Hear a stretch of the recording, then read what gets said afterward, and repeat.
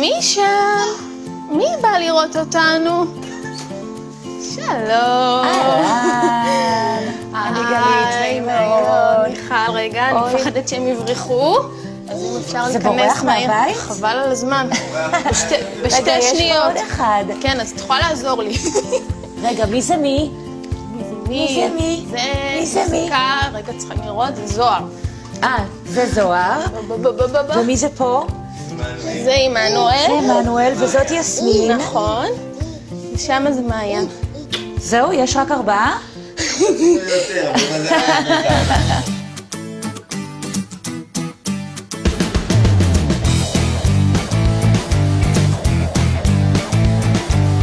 שוקף נראה לי. הרגע החלפתי לו. אולי החלפת למישהו אחר ואת לא זוכרת? אוי, מה אתם עושים? לא. עוד אחד נפל. הוא נשך. ואבוי. אסור לנשור. אחד, עוד אחת באה. כן. מיכל, החלון. החלון. מה אתה עושה שם למעלה? מה אתה עושה בנדיט למעלה? התחתנתם? נכון. לפני כמה שנים? ראש השנה 2008 התחתנו, התחלנו לנסות להביא ילדים, וזה לא הלך. עשינו סך הכל כ-20 טיפולים הורמונליים, הפריות והזרעות, במשך כ5 שנים. אבל אומרים לי, הסיכוי שלך מאוד קלוש, אנחנו מציעים לך לעשות פונדקאות, כי אני כבר אין לי מה לעזור לך. 3 חודשים אחרי שהפונדקאית נכנסה להיריון, גיליתי שאני בהיריון. רגע, את נכנסת להיריון, מה, בצורה טבעית? כן, ספונטנית. במצב כזה את כבר לא, את גם לא מעלה בדעתך שסקס יכול להביא לילדים.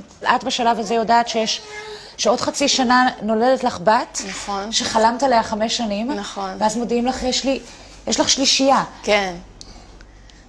מה קורה? זו בשורה משמחת מאוד, אבל אי אפשר לעכל אותה.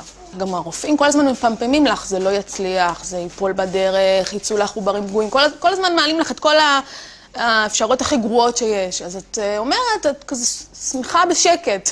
את אומרת, צעד, יום ביומו, את לא מסתכלת יותר מדי קדימה, אבל כשמגיעים כבר לקראת הלידה, אז את מבינה שזה תכלס, תכף יהיו לך פה עוד 3, אחרי שיש לי כבר 1 פה בחוץ, אז את מתחילה להבין שזה מה שהולך לקרות. את הולכת להיות אימא ל4 תינוקות בבת אחת, ואז באמת את מתחילה ללחץ. יכול להיות שהתפללת חזק מדי, ומישהו שמע שם למעלה. אני נכון, התפללתי. כל כך רציתם להיות הורים. עכשיו צריך לחיות עם הנס הזה. כמה קשה היה במהלך השנים האלה לעבור מרופא לרופא, מבית חולים לבית חולים, לנסות לקבל איזושהי תקווה שמהגוף שלך יכול לצמוח ילד? מעבר לטלטלה הפיזית, שההורמונים וכל זה, את זה אני שמה בצד כי מתרגלים לזה. הטלטלה הנפשית היא האתגר האמיתי פה, ואת מגיעה למקומות מאוד קשים. התחושה היא של מה? קשים עם הזהות הנשית שלך. ואני בן אדם שמאוד אוהב את החיים, ויש לי הרבה מה להציע להם, ולחיים יש הרבה מה להציע לי. לא יכול להיות שאני אתלה את כל קיומי רק ביכולת הולדה שלי. על גבול התהייה אם בכלל אני רוצה להיות פה. זאת אומרת, את מגיעה למקומות שאת לא רוצה לקום בבוקר. את מגיעה למקומות שאת מרגישה שאין לך מוטיבציה לחיים. שאת מוכנה כבר לוותר על הכל, כי הכאב הוא כל כך גדול, הוא בלתי ניסה. יש גם שלב שבו לכולם יש ילדים, או לרוב האנשים סביבך יש ילדים. או זה כל מה שאתה רואה מסביב. אתה רואה רק נשים בהיריון, רק נשים עם עגלות.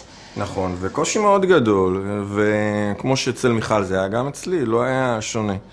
גברים לא עשויים מחומר אחר. היה איזשהו שלב שאפילו אולי חשבתם על פרידה? היו רגעים קשים שלא רחוקים משם, נגיד את זה כך. מתי בפעם האחרונה יצאתם לדייט? קראנו לשכנים פה הנחמדים, שישמרו לילדים, והם היו מאוד חמודים, שישבו פה איזה 2-3, ויצאנו פשוט לאיזה בר פה. זה החדר של כל הרביעייה? נכון. כן. אז כמה עולה לגדל 4 ילדים? עולה. חיתולים פעם בחודשיים של 1,000 שקל. שימי לה גם סדר גודל כזה. 11,000 שקל עולה המעון ל4 ילדים. 7,000-8,000 שקל חודש הוצאות על הילדים, משהו כזה. יש אנשים, זוגות, שרואים אתכם בבית. כאלה שעוברים טיפולים, שעוברים את הקשיים. מה אתם יכולים להגיד להם? אם עברת כמה טיפולים, וההיגיון שלך אומר להפסיק, והגוף שלך אומר להפסיק, תפסיקי, תחפשי אלטרנטיבות אחרות. העיקר שתהיי אימא. כאילו לא נעים לי ללכת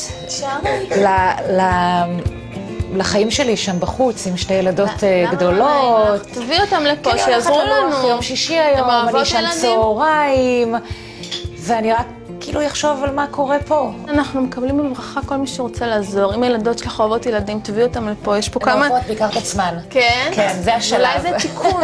אז הדלת פתוחה, אתם אומרים. גם לאמהות וגם לילדים שלהם. זה מי פנוי בבלפור, זה ברמה הזאת, נכון? מגיל 5 אפשר לבוא. מי שפנוי, 5 ומעלה ורוצה להתנדב, שניתן את הכתובת?